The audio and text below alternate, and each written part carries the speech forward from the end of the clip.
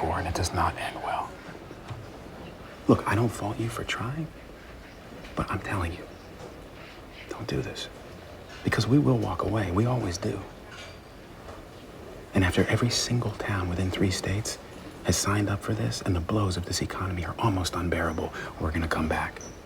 And we're gonna offer you nothing. We will offer this town nothing. Every contract we've signed, every piece of the pie we've offered, it all goes away. And we buy this place for nothing.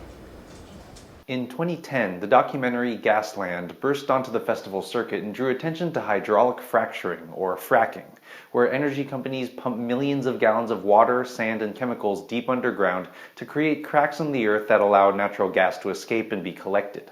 While fracking is a big part of America's current natural gas boom, it's also been blamed for a host of environmental problems, including polluted water supplies, sickened residents, earthquakes, and plummeting property values for those whose water and land were ruined in exchange for relatively meager leases.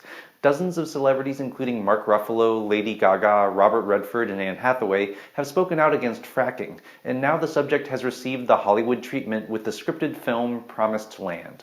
Promised Land was co-written by Matt Damon and John Krasinski, with Damon playing Stephen Butler, an accomplished salesman with an international energy company whose job is to talk rural landowners into signing leases to allow drilling on their property. Having grown up in a small town that was decimated when a factory closed, Stephen knows how to play to the locals and sees his lease offers as the salvation for landowners hit hard by the economy and the decline of the family farm. And since that also benefits his company and may earn Stephen an executive job, everyone supposedly wins. So Stephen rolls into the town of McKinley with his partner Sue, played by an excellent as always Frances McDormand, ready to play the good old boy and wow the locals with his spiel. But Stephen and Sue quickly learn that the locals are well aware of the leases offered in nearby towns, and a former engineer turned science teacher, played by Hal Holbrook, raises questions about the dangers of fracking. Further complicating matters is the arrival of an environmental do-gooder named Justin Noble, played by Krasinski, who can play the hometown boy as well or better than Stephen and wages a charm offensive to turn McKinley's locals against him.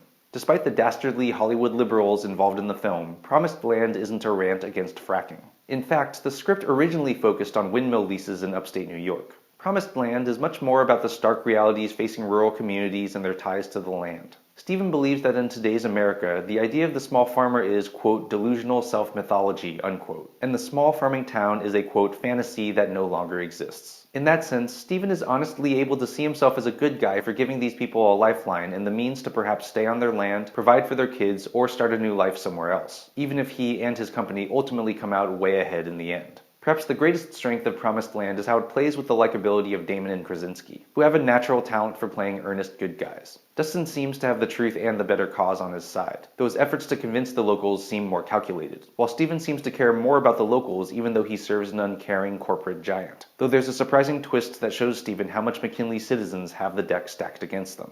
The dangers of fracking are explained, though, as I said, Promised Land can barely be called an anti-fracking movie. Stephen's journey isn't from corporate raider to environmental crusader, but to realize what he's asking the citizens of McKinley to do by potentially leaving their land and way of life, and that not all of them would be as eager to leave their town as Stephen was to leave his. So if you're looking to learn more about the details and dangers of fracking, Gasland is a much better movie for you. But by arguing the pros and cons of both sides and saying that allowing drilling is a serious issue that rural communities really need to think very hard about, Promised Land presents a more nuanced, thoughtful take on the issue of fracking than most would expect from famously liberal Hollywood. I'm Jonathan Kim, and this is a ReThink Review.